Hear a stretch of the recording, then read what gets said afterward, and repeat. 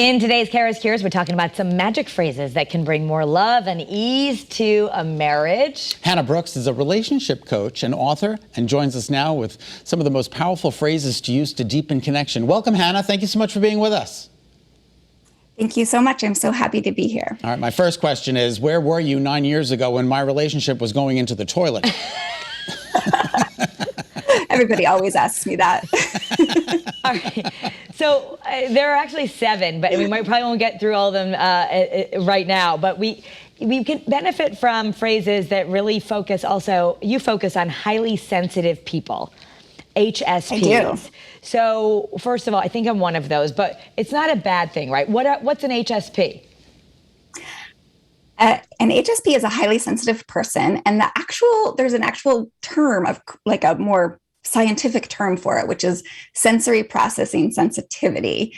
And it's not a disorder. It's just a natural part of we're a part of the norm, right? So, but the difference in highly sensitive people is that there's about 20% of us, so like 1 out of 5 people are highly sensitive. The difference between us and, say, non-highly sensitive people is that we process stimuli more deeply, which means we take in everything more acutely, more subtly, more deeply.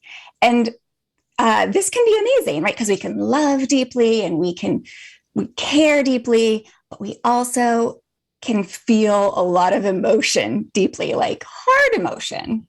All right. So there are 7 phrases. We're going to focus on 2 that we can all learn. And this also works for people who are not highly sensitive, right? So 100%. First, you say we should kind of flip it. Instead of like, did you do that? Whatever. Take that out. Do this. Or you never do this. We should say, would you be willing to? Yes. It's a simple request, right? And as all people, but especially as highly sensitive people, we can get a little overwhelmed and stressed out and therefore a little complainy or accusatory, right? And so when we can pause for a second before we say something and just like grab this tool of would you be willing to, right? It's such a kinder way to communicate what you want. So it might be like, you never take out the trash. Why not? Right? Instead, it's like, would you be willing to take out the trash? That would mean a lot to me. It's just received so much better, and you're way more likely to have a positive response and get your partner, your husband, to actually do the thing when you use this phrase. I love it. All right, Hannah, would you be willing to talk about our second?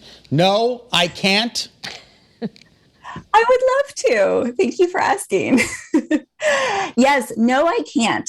This one's really, I chose this one for highly sensitive people because, again, we can have this tendency to want to be, well, we didn't say this yet, but because we're so caring, we might like almost overcare sometimes and want to please our significant other to our own detriment. Yeah. And so if our significant other is asking us to take out the trash, right? Or, go out with him or do any number of things, and we might,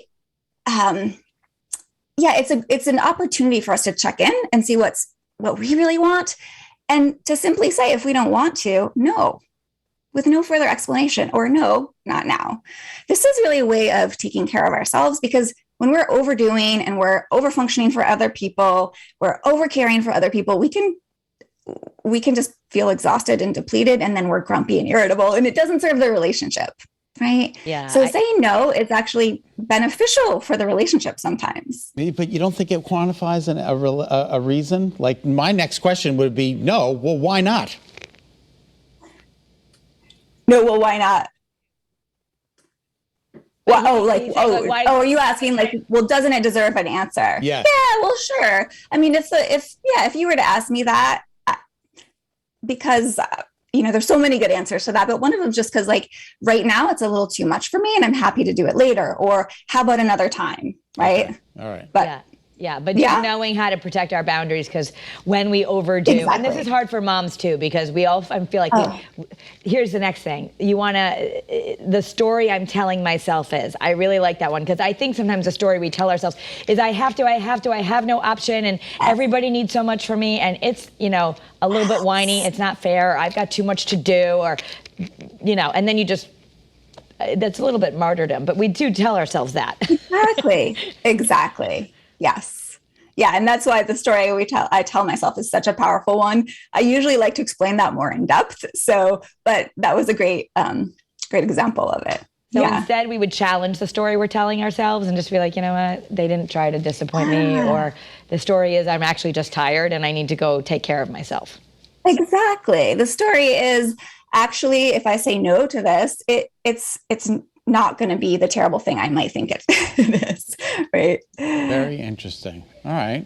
So there are 7 phrases, and there are many that can work on so you don't have disagreement, and so that really we get more, I mean, most of us, especially if you're an HSP, but I think everybody, most of us just want happier, more loving relationships. We often love who we're with, but we're just maybe not handling things well. You've got all these phrases. We're going to talk more about it on the CURES digital show. You can watch it on the app. You can listen on the podcast, and we'll have the other phrases. But I want to let folks know where they can go with you. They can find you at lifeisworthloving.com. And you can even download for free the 7 most powerful phrases to deepen connection. We'll talk more about those coming up also on the CURES digital show. Looking forward to it. Thanks, Hannah. Thanks, Hannah. I wish I were with her 9 years ago again. You could go to her preemptively for the next person. Very good.